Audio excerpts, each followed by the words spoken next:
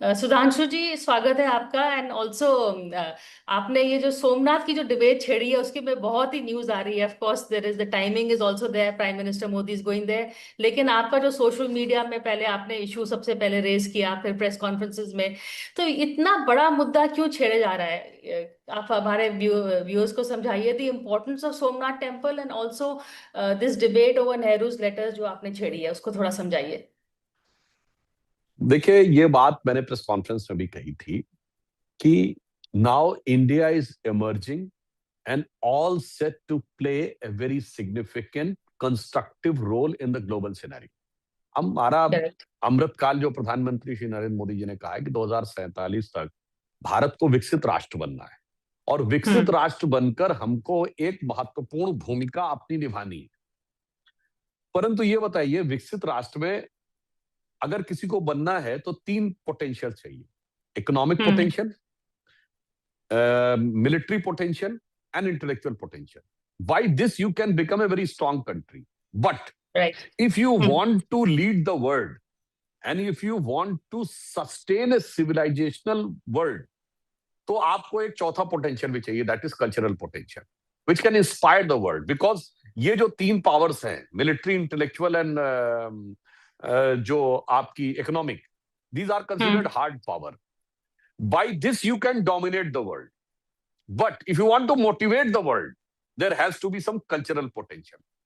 और भारत दुनिया का एकमात्र ऐसा देश है जिसके पास हम्म। कल्चरल कंटिन्यूअम है। We are the only surviving civilisation of the ancient world. अगर आप ईस्ट से शुरू करें तो Chinese hmm. Civilisation, Indian civilisation, then you go the Mesopotamian civilisation, the Turkish empire, the Persian empire, और आपका Roman civilisation, Greece, and then the British empire, और इन आज का जो नॉर्दर्न एंड सदर्न अमेरिका में जाए, इनका, Mayan, Aztec, all have finished. Egypt, hmm. all are under, just under the shelves of history books. There is no living civilization with the same continuum. We are the only. तो ये क्या होता है कि एक सर्टेन वैल्यूज है। अब आप ये कहेंगे इन वैल्यूज का आज की डेट में क्या कॉन्टेक्स्ट है, तो मैं आज की डेट में कॉन्टेक्स्ट बताना चाहता हूं। If I ask you name a single country on which hmm. All religions of the earth are there, it is only India. Zoroastrians which have vanished from their homeland, Iran, Persia, they are flourishing in India. The only country in which the Jews have written, forget about persecution, we never faced any discrimination. It is only India. And interestingly, if I ask you, name a single country in which all sects of Islam are there, it's none of the 56 Muslim countries. It is only India. It is because of the Hindu civilization, because of the Hindu ethos. और जो सोमनाथ मंदिर है, ये हम्म। उस civilisational value which is a hallmark and light house for the entire humanity, उसका symbol था। इसका destruction 1000 साल पहले हुआ, और इसको भी मैं कॉन्टेक्स्ट में बता देना चाहता हूं। Just after operation Sindoor, our hmm. opposition leaders were very much in hue and cry and asking about the US President Donald Trump's statement that he has managed a ceasefire. And in that statement on 11th of May 2025, he has used the word कि India और पाकिस्तान में 1000 साल से लड़ाई चल रही है। There is a 1000-year conflict between India and Pakistan. So nobody has asked that the country which is born 78 years before and that is having a conflict. Yes, Donald Trump was right. ये जो I 1000 have to साल की hand it to लड़ाई you, है, Sudhanshu ji. I don't interrupt, but I have to interrupt. आपने ये जो spin निकाला है, I think nobody else has been managed to make this connection that you have made of 1000 years. ये अप्रैल से BJP ढूंढ रही है कैसे इसका जवाब दें, आपने जवाब दे दिया है। I have to hand it to you on that one. नहीं, देखिए, ये जो हमने कहा 1000 साल पहले हाँ। तो सोमनाथ का डिस्ट्रक्शन हुआ। आप कोई कहेगा ये तो आपने ओवर एक्सट्रपलेशन एंड मैनिपुलेशन और इंटेलेक्चुअल एक्सरसाइज की। नो, आज पूछिए और पाकिस्तान की सरफेस टू एयर मिसाइल का नाम क्या है? गजनी। नहीं। Pakistan associates itself with that. उनकी सरफेस टू एयर मिसाइल का नाम बाबर, उनकी एक दूसरी मिसाइल का नाम गोरी, उनकी सबमरीन का नाम Alamgir. So that shows, and Pakistan never said that it was born in 1947। वो तो ये कहते हैं कि साहब इसकी बुनियाद तो 712 में मोहम्मद बिन कासिम के आने से पड़ गई थी। तो आज this is a civilisational conflict between two civilizations, one which is given a constructive message to the entire world, और दूसरी बात ये समझिए, कोई कंट्री पावरफुल हो जाए, इकोनॉमिकली प्रॉस्परस हो जाए, अगर उसके अंदर सेल्फ कॉन्फिडेंस नहीं है, उसके अंदर सेल्फ आइडेंटिटी नहीं है, तो वो कंट्री किसी का, it is of no use. जिसके अंदर आत्म गौरव होना चाहिए, आत्म स्वाभिमान होना चाहिए, सेल्फ कॉन्फिडेंस होना चाहिए। Otherwise, in terms of per capita income, the richest country is Singapore. Japan is very prosperous country. South Korea is very prosperous country. But are they able to motivate the world? No. India is able to motivate the world. और इसमें मैं एक और बात भी कहूंगा, जैसे जो आपने कहा ना हिंदू मंदिर, सोमनाथ, ये किस चीज को सिंबल करता है? अब just I will give you two examples that how the Hindu civilisation or the Indian civilization is giving a very positive, constructive impact in the emerging world. When Prime Minister Shri Narendra Modi brought this Yoga Day, 177 countries were with us, including more than 40 Muslim countries. So if in those 177 countries, anybody is doing yoga, he is feeling better health, better physical health, better mental health, and better spiritual inclination. This is a positive impact. And with due humility, I would like to say, yoga is originated from Vedas. आज जो भी लोग इसको करना चाहें claim, वेदों में 6 दर्शन है, 6 schools of thoughts, सांख्य, न्याय, वैशेषिक, योग, मीमांसा, वेदांत, उसमें से एक योग है. So that gives an example. दूसरा एग्जाम्पल देखिए, just 25 years before, when first time I went to US, there was nothing like vegetarian food. If you ask for veg burger, तो वो उसमें से चिकन या मटन निकाल के आपको दे देते थे, ये खा लीजिए. Today, they are even going towards the vegan food. So the Prime Minister goes and says, I am eating only veg. Yes, of course. So we are not saying that those who are taking non-veg are bad, but gradually the science and the other development are shifting towards vegetarian. Because if somebody is having an objection, I would just like to ask. In a number of diseases, doctor would have said to you, no meat, no pork, no beef, no fish, no chicken, eat a lot of vegetables and lot of fruits. You just tell me any one single doctor in any of the disease has said, no fruits, no vegetable, eat a lot of beef, pork, mutton, and other meat. Not. So it's very clear that for healthy food, healthy life, you have to be predominantly vegetarian. Predominantly means more veg stuff than the non-veg. I just want to give it. So Bharat के साथ क्या था जब हम आजाद हुए, तो आजादी के साथ गुलामी की मानसिकता नहीं गई. प्रधानमंत्री जी ने कहा मैकाले की मानसिकता 1835 में उसने जो बीज बोया हमारे अंदर, 2035 में 200 इयर्स होंगे. तो उस गुलामी की मानसिकता से निकलकर अगर राष्ट्र को कॉन्फिडेंट होना है, तो उसे 1000 साल बाद याद करना पड़ेगा कि मेरे ऊपर क्या अटैक हुए, क्योंकि ये सिंपल नहीं था. विल डूरांट ने स्टोरी ऑफ सिविलाइजेशन लिखी है, उसमें उसने कहा है the Muslim conquest of India was not one of the bloodiest, was the bloodiest chapter in the human history. इतना बड़ा हमने सहा और आप कहते हैं कि साहब इसको माने, और उसके बाद भी दुनिया में कंस्ट्रक्टिव रोल प्ले किया है. नहीं, बट एट अ टाइम जैसे आपने कहा था 4 स्तंभ है, 4 pillars in which you said economic power, social power and cultural power is one of them. At this point हम अपना जहां पे people are questioning economic power, जो ट्रम्प के साथ जिस तरह का हो रहा है, saying that we are not able to use a hard power against Trump, हम सॉफ्ट पावर की बात कर रहे हैं, पर एक तौर से are we also being shown as a weaker nation that we are not standing up to Trump? This is what the opposition is saying. What opposition is saying, I think opposition first, I would like to say, as far as India is concerned, we are still firm on our ground. Whether it is a government, Ministry of External Affairs or Prime Minister, he has made it very clear that we are standing firm to safeguard our interest. Otherwise, तो अब तक deal हो गई होती ना. Operation सिंदूर में उन्होंने कहा कि डील्स की वजह से मैंने रुकवा दी, तो डील तो आज तक नहीं हुई. Rather than a fresh threat has come, it means India is not yielding. It means we are taking a firm stand. And one more thing, anybody can look at otherwise. आज जितनी हमें US की जरूरत है, US को उससे कम हमारी जरूरत नहीं है. Because there can be an alternative options and equations of the world which can be more difficult for US in the time to come. तो आज की डेट में अगर आप देखें, मैं एक छोटा सा एग्जांपल देता हूं. H1B visa का issue है. On that issue, 70% are Indians. That is one thing. But if you go and see that in the research of emerging technologies, those who have done PhD and doing research, most of them are non-Americans. And you have outsourced your labor to China and outsourcing your intellectual aspect to other countries in which India is one of the prominent.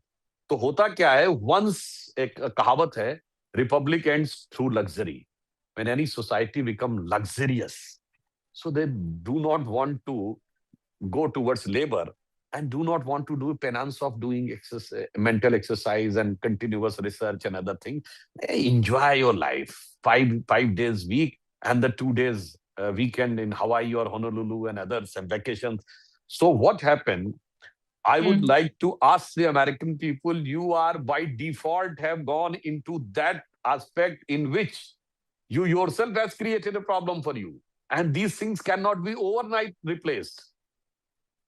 तो इसलिए हम ये कह रहे हैं कि जो opposition, और दूसरा अपोजिशन से मैं कहना चाहता हूं साहब, आप क्या बोलेंगे? नटवर सिंह ने अपनी किताब one life is not enough में लिखा है कि सोनिया गांधी जी को, उनका finance, it is the foreign minister of UPA government, he has said कि सोनिया जी ने मुझे पार्टी में बुलाया और कहा मैं आपको फॉरेन मिनिस्टर नहीं रख सकते क्योंकि मेरे ऊपर बहुत सारे क्वार्टर से प्रेशर है, एंड फ्रॉम यूएस ऑल्सो. और ये हमसे बता रहे हैं कि साहब यूएस का प्रेशर 1995 में एक्सप्लोजन करने जा रही थी गवर्नमेंट, यूएस का प्रेशर आया, दे विथड्रॉ. विकीलीक्स में, I am not saying that whatever is written in WikiLeaks is gospel truth, but WikiLeaks में कहा गया कि हिलरी क्लिंटन ने कहा कि प्रणब मुखर्जी फाइनेंस मिनिस्टर कैसे बन गए, वो तो मोंटेक सिंह अहलूवालिया को बनना था. How come Hillary Clinton was knowing that Montek Singh Ahluwalia was considered for becoming finance minister? तो मुझे लगता है those who have surrendered everything, even in 1971 war, this was a very peculiar thing. We have handed over 93,000 Pakistani soldiers and not asked for 50 of our in West Pakistan or today's Pakistan. ये कौन सा तरीका था? 93,000 दिए, 50 वापस नहीं लिए. चलिए, अगर कमिंग बैक फ्रॉम यूएस, आपकी जो दूसरी एक और आर्ग्यूमेंट है which is on secular nation. आप बहुत, India is a secular nation because also of Nehru. तो आप जवाहरलाल नेहरू को हर चीज में you bring him in to denigrate him, जैसे कि कांग्रेस कहती है. Is it fair? बिकॉज जो उनके पॉइंट्स थे, he was not against a Hindu temple, he was against के प्रेसिडेंट ऑफ इंडिया एक अपने पब्लिक ऑफिस की तरफ से ना जाए. It should not be a state function, it can be a private function. The inauguration of Somnath temple, जिसकी आप चिट्ठियां निकाल के ला रहे हैं. दोनों की बात बताता हूँ. V N Gadgil, who was a cabinet minister in Nehru's government, he has written a book, Government from Inside, in which he has categorically mentioned, उन्होंने साफ साफ कहा, पीडब्ल्यूडी मिनिस्टर के नाते उनका ये कहना था, मैंने नेहरू के कहने पर अनेक मस्जिदों और दरगाहों की मरम्मत सरकारी खर्चे से करवाई. और after the demolition of the disputed structure, the so-called Babri मस्जिद, कांग्रेस ने ऑफिशियल बयान दिया कि हम बाबरी मस्जिद दोबारा तामील करेंगे. If you are a secular nation, so I would like to ask, name a secular country in which triple talaq is there, mehram is there, halala is there, separate Muslim personal law board is there, waqf board is there, places of worship act is there. And if there is a conflict between the Supreme Court and Sharia, I am referring the Shabano case of 1985. In that case, Parliament has trounced the Supreme Court judgment and put Sharia over and above the Constitution. एक secular देश बता दे तो मैं अपनी बात withdraw कर लूंगा. Actually में नेहरू जी और कांग्रेस के लोगों ने भारत के संविधान को एक पार्शियली मुस्लिम कॉन्स्टिट्यूशन बना दिया. Pakistan and Bangladesh became a Muslim country and India became a by constitution a partially Muslim country. Now we are making it a two secular country. और जो दूसरी बात आपने कही, यहाँ नेहरू का विरोध मंदिरों से था. आइए मैं प्रूफ के साथ बोल रहा हूँ. 17th of March 1959 Jawaharlal Nehru Lalit कला अकादमी में एक इंटरव्यू स्पीच देते हैं, जो नेहरू मेमोरियल लाइब्रेरी और ऑल इंडिया रेडियो के टेप्स दोनों में अवेलेबल. विद डेट बोल रहा हूँ, 17th of March 1959. वो क्या कहते हैं, मैं साउथ इंडिया के मंदिरों में जाता हूं, दक्षिण भारत के मंदिरों के बड़े बड़े कॉरिडोर में जाकर मैं डिप्रेस्ड फील करता हूं. मैं समझ नहीं पाता हूं कि मेरी स्पिरिट क्यों डिप्रेस्ड हो जाती है. मगर वही जब मैं ताजमहल के सामने खड़ा होता हूं तो मुझे बड़ी ताजगी महसूस होती है. From Somnath to Babri, they all were against the Hindu temples, but very much in favor of, from Sharia to personal law board to madrasa and other things to Hajj subsidy, they were all in favor of one. So they were not secular. That was a pseudo secularism. That's why I say secularism is not in danger in India. India is in danger because of pseudo secularism. How do you define secularism? It is very categorically defined in constitution. In the Hindi translation, it is panth nirapekshta, neutrality. Like any country should not have bias towards one, any religion. परंतु यहां आपसे मैं पूछना चाहता हूं ना कि भाई वक्फ बोर्ड जैसा एक्ट सिर्फ मुस्लिमों के लिए है, किसी दूसरे के लिए है क्या? फॉरगेट अबाउट हिंदूज, सिख के लिए है, क्रिश्चियंस के लिए है, पारसियों के लिए है, यहूदियों के लिए नहीं, जैन्स के लिए नहीं. दैट्स वाई सेक्युलरिज्म का मीनिंग हो गया इंडिया में एंटी हिंदू. मैं आपको रिमाइंड करना चाहता हूं 1996 में सुषमा स्वराज जी का बड़ा फेमस भाषण है on the 13 day government of Vajpayee ji. उन्होंने कहा था भारत में सेक्युलरिज्म का मीनिंग ये था, दिल्ली के बौद्धिक प्रतिष्ठानों में, कि आप भारतीय होने पर ग्लानि का अनुभव करें और हिंदू होने पर शर्म का अनुभव करें, then you will be considered as secular. हमारा मानना है कि हम उस संस्कृति का होने पे गर्व का अनुभव करें जिसने इतिहास के अनादिकाल से आज तक हजारों आघात. अब ये सोमनाथ का उल्लेख है. अब आप ये बताइए, ये जो कहानी समझाई जाती है कि it was only for the motivated for acquiring wealth, जिसके बारे में खुद महमूद गजनी के साथ आए हुए हिस्टोरियन उतबी ने अपनी किताब तारीख यामनी में लिखा कि जब शिवलिंग खंडित किया जाने लगा तो उसको ऑफर आया कि लाखों स्वर्ण मुद्राएं दे देंगे, विच महमूद गजनी रिफ्यूज्ड. उसने कहा मैं चाहता हूं कि मैं कयामत के दिन बुत शिकन के रूप में जाना जाऊं. बुत परस्तों के साथ सौदागरी करने वाले एक गलीच बुत फरोश के रूप में नहीं. मतलब इंग्लिश में मैं ट्रांसलेट कर दूंगा. I would like to be remembered at doomsday or the final day of justice as a destroyer of idols rather than a very mean mentality person who was indulged in doing trade of idol with the worshippers of idol. कहां है यहां पर है ये Marxist propaganda, ये Macaulay propaganda? Now in 21st century India should try to come out of this. For that, this type of जो सोमनाथ स्वाभिमान पर्व प्रारंभ किया है प्रधानमंत्री जी ने, वो इसलिए आवश्यक. तो ये स्वाभिमान का ये I wanted the deeper meaning की सिंबलिज्म ऑफ सोमनाथ. सोमनाथ स्वाभिमान के साथ जुड़ा हुआ है क्योंकि इसकी जो हिस्ट्री, जैसे कि आपने हमें समझाई है कि it is, we are using this as a symbol to get back to our cultural roots. और बीजेपी ने शायद हमेशा से फ्रॉम सोमनाथ टू अयोध्या यात्रा भी की थी. तो सोमनाथ आपके लिए बहुत इंपॉर्टेंट और इमोशनल कनेक्ट है आपका. हमारा ही नहीं, सरदार वल्लभ भाई पटेल जी ने ये कहा था कि जब जब भारत परतंत्र हुआ है सोमनाथ ध्वस्त हुआ है, और जब जब भारत स्वतंत्र हुआ है तो ये भारत की राष्ट्रीय चेतना का एक प्रतीक है. इसकी पताका स्वाभिमान के साथ उठकर खड़ी हुई है. तो सरदार पटेल जी ने ये बात सोची थी. राजेंद्र प्रसाद जी, और कांग्रेस में सारे लोग विरोध में नहीं थे. डॉक्टर राजेंद्र प्रसाद इसके साथ थे, सरदार वल्लभ भाई पटेल इस विचार के साथ थे, के.एम. मुंशी ने तो यहां तक लिखा हुआ है अपनी किताब पिलिग्रिमेज टू फ्रीडम, मैं हवा में नहीं बात कर रहा हूं, कोर्ट के साथ बोल रहा हूं, पिलिग्रिमेज टू फ्रीडम में लिखा है के.एम. मुंशी ने कि जब विरोध किया नेहरू ने तो उन्होंने कहा ऐसी स्वतंत्रता का क्या मतलब जो मुझसे गीता छीन ले, जो मुझे मंदिरों के पुनर्निर्माण का अधिकार छीन ले, मेरी अपनी आइडेंटिटी, मेरा अपना गौरव छीन ले. पुरुषोत्तम दास टंडन इस विचार के साथ थे, डॉक्टर संपूर्णानंद इस विचार के साथ थे. मगर नेहरू जी ने सिस्टमेटिकली कांग्रेस के अंदर के सारे राष्ट्रवादी नेताओं को साइडलाइन करके डिमोलिश कर दिया जस्ट फॉर दी. अब मैं ये कहूंगा कि जो डॉक्टर अंबेडकर ने इसको प्रयोग किया इसलिए वो इस पे ज्यादा वो ना हो. उनके मन में डॉक्टर अंबेडकर ने शब्द प्रयोग किया, मुस्लिम मैनियक हो गए थे. मेरा वर्ड नहीं है, ये जालंधर में स्पीच दिया है डॉक्टर अंबेडकर ने.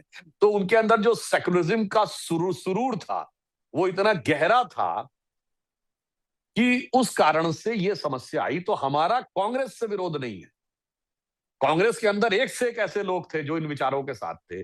नेहरू की वह परंपरा जो गुलामी की मानसिकता का प्रभाव था, उसके ऊपर हमारा विचार है।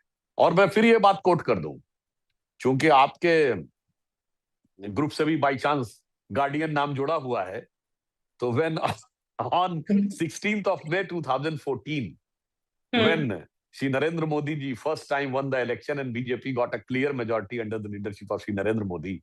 So on 18th of May 2014, the Sunday Guardian of London has written an editorial, and the heading was Tryst with Destiny, India's second tryst with destiny. तो उन्होंने लिखा दिस और उसने क्या लिखा, 16th of May 2014 should be remembered in Indian history as the day on which Britishers finally left India. Because he was saying कि उससे पहले जिन लोगों ने रूल किया उनके ऊपर कॉलोनियल माइंडसेट का हैंगओवर इतना था कि उनका thought process, thinking, with an exception of 1998 to 2004, वो पार्शियल रेजिस्टेंस था, क्योंकि हमारे पास क्लियर मेजॉरिटी की गवर्नमेंट नहीं थी अटल जी के दौर में। उस पार्शियल दौर को छोड़ दें तो 47 to 2014 ब्रिटिश कॉलोनियल लेगेसी का हैंगओवर था। और उस आर्टिकल में लिखा है कि पहली बार एक ऐसे थॉट प्रोसेस के हाथ में एब्सोल्यूट पावर आई है जिसका ब्रिटिश कॉलोनियल लीगेसी से कोई कनेक्ट नहीं।